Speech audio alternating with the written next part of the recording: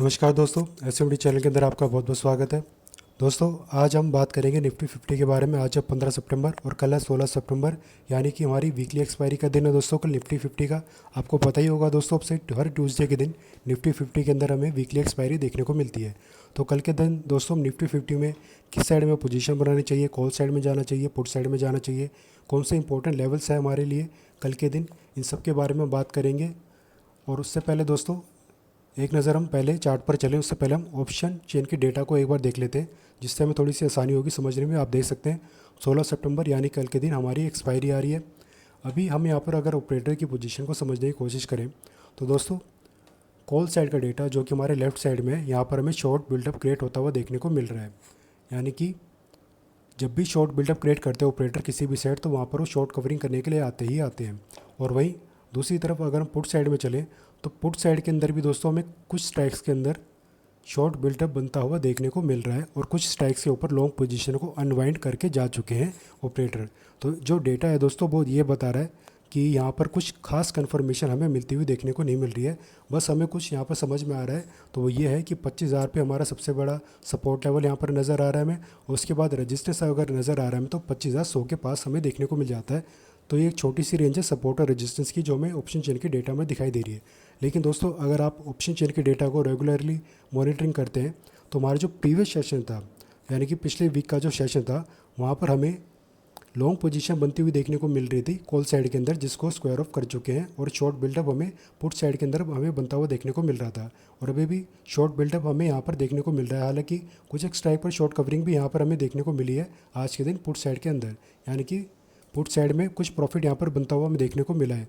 और आप जैसा कि देख सकते हैं दोस्तों, डे चार्ट पर अगर आप देखेंगे ध्यान से, तो ये जो दो कैंडलस्टिक पैटर्न हमें यहाँ पर देखने को मिल रहे हैं, इनको आप थोड़ा सा ध्यान से देखेंगे तो ये बेरिश एंगल्फ कैंडलस्टिक पैटर्न बनता हुआ हमें देखने को मिल रहा है। अब दोस्तों अब हम 1 आवर चार्ट पर चल लेते हैं, क्योंकि पुट साइड में आज के दिन प्रॉफिट हल्का सा यहाँ पर हमें बनता हुआ देखने को मिला था। आज हल्की सी गिरावट ही रही थी, हालांकि आप इसको साइडवेज मार्केट भी कह सकते हैं।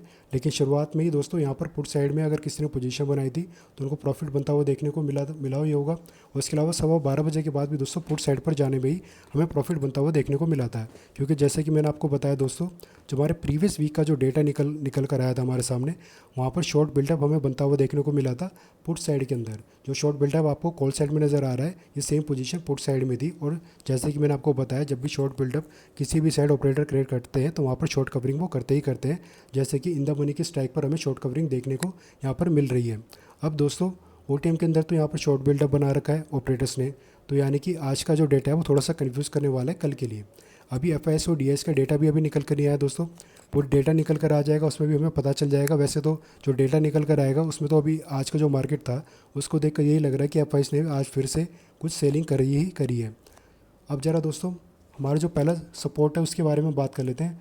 25,026 दोस्तों हमारा पहला सपोर्ट निकल कर आ रहा है। और ऑप्शन चेन के डेटा में भी हम देखें तो 25,000 पर सबसे ज़्यादा ओपन इंटरेस्ट है, यानी कि ये हमारा सपोर्ट लेवल है जो कि फ़िलहाल के लिए मजबूत है। ऊपर में रजिस्टेंस दोस्तों 25,121, और ऑप्शन चेन के डेटा पर भी हम देखें तो 25,100 पर हमें हमारा रेजिस्टेंस दिखाई दे रहा है। तो ये इंपॉर्टेंट सपोर्ट और रेजिस्टेंस हमारे। इसके अलावा दोस्तों ऊपर में रेजिस्टेंस हमारा कौन सा है, 25,231, ये दोनों रेजिस्टेंस मिलकर हमारा सेलिंग जोन बना रहे हैं। और नीचे में सपोर्ट कहाँ दूसरा 24,956, और इसके अलावा दोस्तों एक सपोर्ट हमें और देखने को मिलता है 24,872।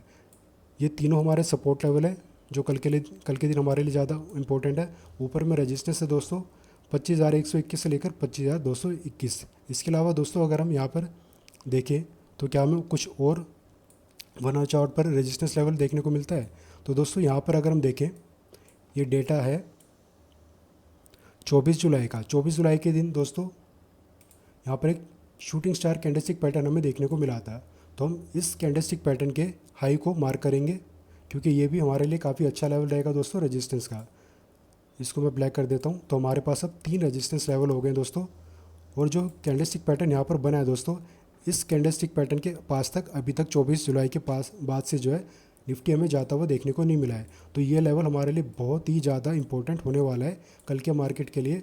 और अपकमिंग जो हमारे एक्सपायरी आ रही है, मंथली एक्सपायरी 30 सितंबर की, उसके लिए भी हमारा बहुत ही ज़्यादा इंपॉर्टेंट लेवल होने वाला है। तो दोस्तों अब हमारे पास 3 सपोर्ट लेवल हैं और 3 रेजिस्टेंस लेवल है जो हमारे कल के लिए बहुत ही ज़्यादा इंपॉर्टेंट होने वाले हैं। तो मैं फिर से एक बार बता दूं आपको, 3 रेजिस्टेंस लेवल 25,121, 25,181 और 25,231, और नीचे में सपोर्ट 25,026 और 24,456 से लेकर 24,872, ये हमारे कुछ इंपॉर्टेंट सपोर्ट लेवल है। अब दोस्तों जो हमारी फाइनल क्लोजिंग हमें देखने को मिली है वो है 25,069 पर, जो कि हमें 25,000 के ऊपर फाइनल क्लोजिंग आज हमें देखने को मिली है, जो कि अच्छी बात है दोस्तों, क्योंकि 25,000 पे हमारा मजबूत सपोर्ट है। और क्योंकि हमें सेलिंग साइड में पोजीशन बनती हुई आज के दिन देखने को मिली थी ऑपरेटर की, तो ऑपरेटर कल भी कोशिश करेंगे कि थोड़ी सी और वो सेलिंग करें। अगर कल की शुरुआत मान लीजिए करंट लेवल के आसपास मार्केट ओपनिंग होती है तो सेलिंग करने की कोशिश करते हैं ऑपरेटर। तो ऐसे में एक बार हम RSI स्ट्रेटजी को भी यूज़ करेंगे दोस्तों।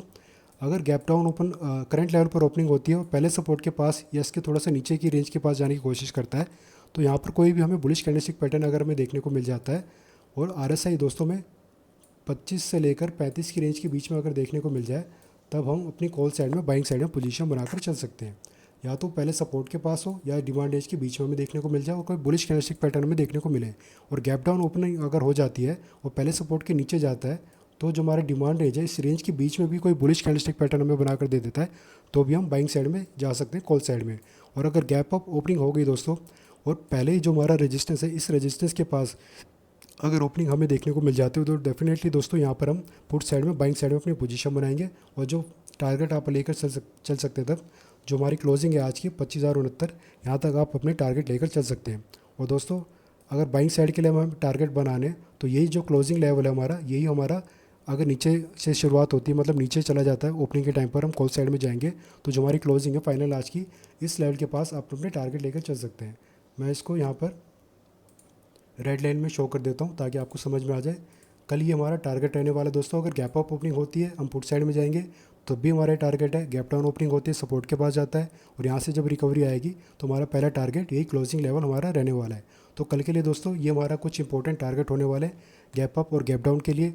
करंट लेवल पर भी अगर इसी के आसपास ओपनिंग होती है तो हम थोड़ी देर वेट करेंगे कि ऑपरेटर किस साइड अपनी पोजीशन को क्रिएट कर रहे हैं। जैसे कि यहाँ पर हमें दिखाई दे रहा है कि शॉर्ट बिल्डअप हमें बनता हुआ देखने को मिला है कॉल साइड में। अगर यहाँ पर शॉर्ट कवरिंग बनती हुई हमें देखने को मिलेगी, तो डेफिनेटली फिर यहाँ से हम अपनी कॉल साइड में पोजीशन बनाएंगे बाइंग साइड में, और टारगेट पहले रेजिस्टेंस के पास तक लेकर चल सकते हैं।